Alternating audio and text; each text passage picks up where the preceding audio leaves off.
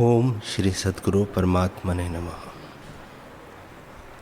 श्री योग वशिष्ठ महारामायण स्थिति प्रकरण सर्ग 56। श्री राम जी ने पूछा, है ब्रह्मन, जो कुछ तुमने सुंदर वचन कहे हैं वह सत्य है। अकर्ता रूप आत्मा, कर्ता अभोक्ता, सबका भोक्ता, भूतों का धारने वाला, सबका आश्रयभूत और सर्वगत, व्यापक, चिन्मात्र, निर्मल पद, अनुभव रूप देव सर्वभूतों के भीतर स्थित है। हे प्रभो, ऐसा जो ब्रह्म तत्व है वह मेरे हृदय में रम रहा है और आपके वचनों से प्रकाशने लगा है।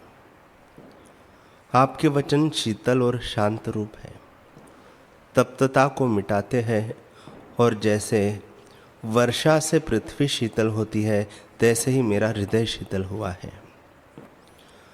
आत्मा उदासीन, किनाई, अनिच्छित स्थित है, कर्तव्य भोक्तव्य से रहित है, सब जगत को प्रकाशता है और सब क्रिया उससे सिद्ध होती है। इस कारण कर्ता भी वही है और भोक्ता भी वही है। परंतु मुझको कुछ संशय है, उसको अपनी वाणी से निवृत्त करो। जैसे चंद्रमा का प्रकाश तम को नाश करता है, तैसे ही आप मेरे संशय को दूर करो। यह सत्य है, यह असत्य है, यह मैं हूँ, वह और है इत्यादि द्वैत कल्पना एक अद्वैत विस्तृत शांत रूप में कहाँ से स्थित हुई है? निर्मल में मल कैसे हुआ है? वशिष्ठ जी बोले, हे रामचंद्र जी, इस तुम्हारे प्रश्न का उत्तर मैं सिद्धांत काल में कहूँगा, अथवा तुम आप ही जान लोगे। इस मोक्ष उपाय शास्त्र का सिद्धांत जब भली प्रकार तुम्हारे हृदय में स्थित होगा, तब तुम इस प्रश्न के पात्र होंगे, अन्यथा योग्य न होंगे। उस अवस्था में अन्यथा प्राप्त नहीं होते। हे रामचंद्र जी, जैसे सुंदर स्त्रियों के सुंदर वाणी से सुंदर गीत होता है और उसके अधिकारी यौवनवान पुरुष होते हैं, तैसे ही सिद्धांत अवस्था में मेरे वचन के तुम अधिकारी होंगे। जैसे रागमयी कथा बालक के आगे कहनी व्यर्थ होती है, तैसे ही बोध समय बिना उदार कथा कहनी व्यर्थ होती है। जैसे शरद काल में वृक्ष पत्र संयुक्त और वसंत ऋतु में पुष्प ही शोभते हैं, तैसे ही जैसी अवस्था पुरुष की होती है तैसा ही उपदेश कहना शोभता है। और उपदेश भी तब दृढ़ लगता है जब बुद्धि शुद्ध होती है। मलिन बुद्धि में दृढ़ नहीं होता। जैसे निर्मल वस्त्र पर केसर का रंग शीघ्र ही चढ़ जाता है और मलिन वस्त्र पर नहीं चढ़ता, तैसे ही प्राप्त रूप जो आत्मा है उसका विज्ञान उपदेश सिद्धांत अवस्था वाले को लगता है, जिसको बोध सत्ता प्राप्त होती है। तुम्हारे प्रश्न का उत्तर मैंने संक्षेप मात्र कहा भी है, विस्तार से नहीं कहा, पर जो तुम नहीं जानते तो भी प्रत्यक्ष है।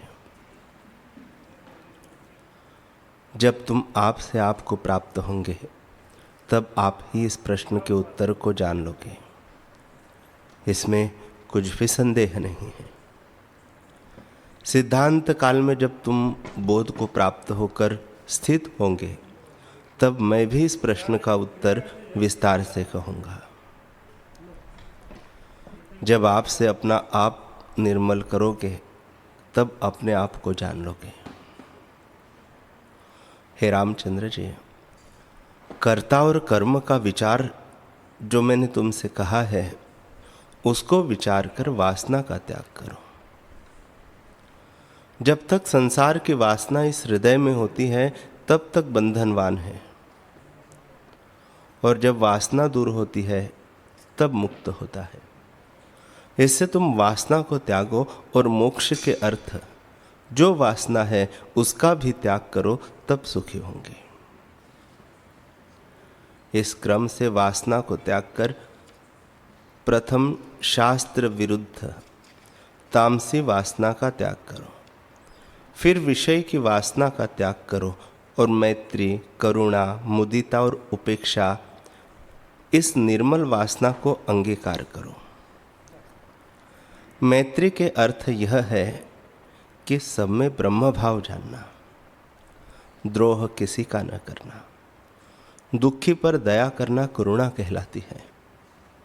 धर्मात्मा पुरुष को देख के प्रसन्न होने का नाम मुदिता है, और पापी को देख के उदासीन रहना और निंदा न करना उपेक्षा कहलाता है।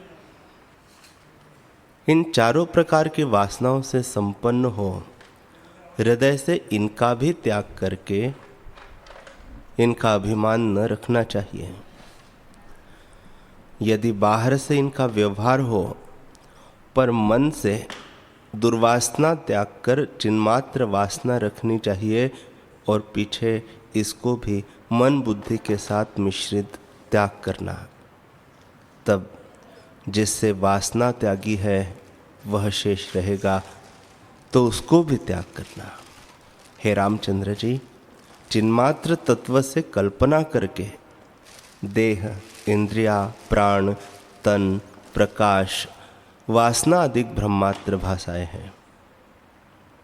जब मल अर्थात अहंकार संयुक्त इनको त्याग करोगे तब आकाशवत सम स्वच्छ होंगे। इस प्रकार सबको त्याग कर पीछे जो तुम्हारा स्वरूप है वह प्रत्यक्ष होगा। जो हृदय से इस प्रकार त्याग कर स्थित होता है वह पुरुष मुक्ति रूप परमेश्वर होता है। चाहे वह समाधि में रहे अथवा कर्म करे व न करे। जिसके हृदय से सब अर्थों की आस्था नष्ट हुई है वह मुक्त और उत्तम उदार चित्त है। उसका करने न करने में कुछ हानि लाभ नहीं, और न समाधि करने में अर्थ है न तप से है, क्योंकि उसका मन वासना से रहित हुआ है। हे रामचंद्र जी, मैंने चिरकाल पर्यंत अनेक शास्त्र विचारे हैं और उत्तम उत्तम पुरुषों से चर्चा की है, परंतु परस्पर यही निश्चय किया है कि किसी भली प्रकार वासना का त्याग करें। इससे उत्तम पद पाने योग्य नहीं है। जो कुछ देखने योग्य है वह मैंने सब देखा है और दशों दिशाओं में भ्रमा हूं। कई जन यथार्थ दर्शी दृष्टि आए हैं और कितने योपादेय संयुक्त देखे, पर यही यत्न करते हैं और इससे भिन्न कुछ नहीं करते। सब ब्रह्मांड का राज्य करे अथवा अग्नि और जल में प्रवेश करे, पर ऐसे ऐश्वर्य से संपन्न होकर भी आत्मलाभ बिना शांति नहीं प्राप्त होती। बड़े बुद्धिमान और शांत भी वही है जिन्होंने अपनी इंद्रिय रूपी शत्रुओं को जीता है, और वही शुरू में है। उनको जरा, जन्म और मृत्यु का अभाव है। वह पुरुष उपासना करने योग्य है। हे रामचंद्र जी, ज्ञानवान को किसी दृश्य पदार्थ में प्रीति नहीं होती, क्योंकि पृथ्वी आदि पंचभूत ही सब ठौर मिलते हैं। त्रिलोकी में इनसे भिन्न और कोई पदार्थ नहीं, तो प्रीति किस विधि हो। युक्ति से ज्ञानवान संसार समुद्र को गोपदवत तर जाते हैं, पर जिन्होंने युक्ति का त्याग किया है उसको सप्त समुद्र की नाई संसार हो जाता है। जो पुरुष उदार चित्त है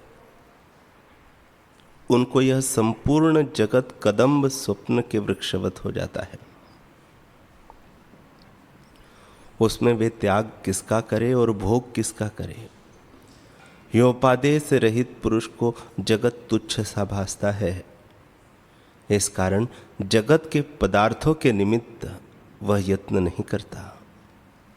और जो दुर्बुद्धि जीव होते हैं वे तुच्छ ब्रह्मांड रूपी पृथ्वी पर युद्ध करते हैं, अनेक जीवों का घात करते हैं और ममता में बंधायमान है। यह जगत संकल्प मात्र में नष्ट हो जाता है। क्षण में आस्था से यत्न करना बड़ी मूढ़ता है। सब जगत आत्मा के एक अंश से कल्पित है। इसकी उपमा तृण समान भी नहीं।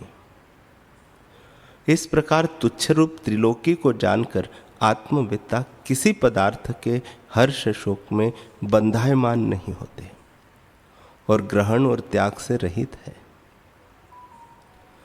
सदाशिव के लोक आदि पाताल पर्यंत जल, रस, देह, राजस, सात्विक, तामस युक्त जगत के पदार्थ ज्ञानवान को प्रसन्न नहीं कर सकते और उसकी इच्छा किसी में नहीं होती, क्योंकि वह तो एक अद्वितीय आत्मा को प्राप्त हुआ है। आकाशवत व्यापक उसकी बुद्धि होती है, अपने आप में स्थित है, चित्त दृश्य से रहित अचेतन चिन्मात्र है। शरीर रूपी जाल जो भयानक कुहिरा है और जिससे जगत धूसर हो रहा है, सो तिस पुरुष का शांत हो जाता है और द्वितीय वस्तु का अभाव होता है। ब्रह्म रूपी बड़ा समुद्र है, उसके झागवत कुलाचल पर्वत है। चेतन रूपी सूर्य में मृग तृष्णा की नदी रूपी जगत की लक्ष्मी है और ब्रह्म रूपी समुद्र में जगत रूपी तरंग उठते और लय होते हैं। ऐसे जानने वाला जो ज्ञानवान है, उसको यह जगत आनंदवान कैसे हो। सूर्य, चंद्रमा, अग्नि जो तुमको प्रकाश रूप भासते हैं, वे भी घट काष्ठ के आदिकवत जड़ रूप है और जिससे यह प्रकाशते हैं वह सबको सिद्ध करता आत्मसत्ता है और कोई नहीं। देह जो रुधिर, मांस और अस्थि से बनी है और इंद्रियों से वेष्टित है, उस देह रूपी डब्बे में चेतन जीव रूपी रत्न विराजता है। चेतन बिना जड़ मुग्ध रूप है। हे रामचंद्र जी, यह जो स्त्री की देह भासती है, सो चर्म की पुतली बनी है। उसको देख के मूढ़ प्रसन्न होता है। जैसे वायु के चलने से पर्वत चलायमान नहीं होता, तैसे ही ज्ञानवान संसार के पदार्थों से प्रसन्न नहीं होता। ज्ञानवान उस उत्तम पद में विराजता है जिसकी अपेक्षा से चंद्रमा और सूर्य पाताल में भासते हैं, अर्थात इनका बड़ा प्रकाश भी तुच्छ भासता है। ज्ञानवान परम उत्तम पद में विराजते हैं। ये संसारी मूढ़ जीव संसार समुद्र में सर्प की नाई बहे जाते हैं। जैसे ये हमको भासते हैं तैसे कहते हैं। इस जगत में ऐसा भाव पदार्थ कोई नहीं जो ज्ञानवान को राग से रंजित करे। जैसे राजा के गृह में महासुंदर विचित्र रूप रानियां हो, तो उनके ग्राम की मूढ़ नीच स्त्रियां प्रसन्न नहीं कर सकती, तैसे ही ये जगत के भाव पदार्थ तत्ववेत्ता को प्रसन्न नहीं कर सकते और उसके चित्त में प्रवेश नहीं करते। जैसे आकाश में मेघ रहते हैं परंतु आकाश को स्पर्श नहीं कर सकते, तैसे ही वे निर्लेप रहते हैं। जैसे सदाशिव महासुंदर गौरी के नृत्य देखने वाले और गौरी संयुक्त है, उनको वानरी का नृत्य हर्षदायक नहीं होता, तैसे ही ज्ञानवान को जगत के पदार्थ हर्षदायक नहीं होते। जैसे जल से पूर्ण कुंभ में रत्न का प्रतिबिंब देख के बुद्धिमान का चित्त उसे ग्रहण नहीं करता, तैसे ही ज्ञानवान का चित्त जगत के पदार्थों को नहीं चाहता। यह संसार चक्र जो बड़ा विस्तार रूप भासता है सो असत्य रूप है। उसको देख के ज्ञानवान कैसे इच्छा करे, क्योंकि यह तो चंद्रमा के प्रतिबिंबवत है। शरीर भी असत्य है, इसकी इच्छा मूढ़ करते हैं।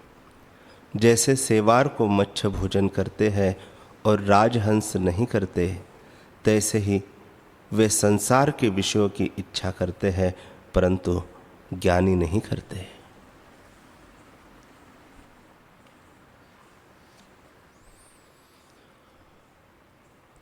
हरि ओम।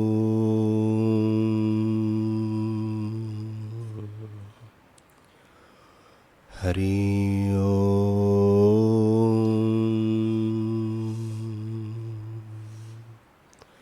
ओम सहना भवतु सहनौ भुनक्तु सह वीर्यं करवावहै तेजस्विनावधीतमस्तु मा विद्विषावहै। ओम शांति शांति शांति। श्री सद्गुरुदेव भगवान की जय।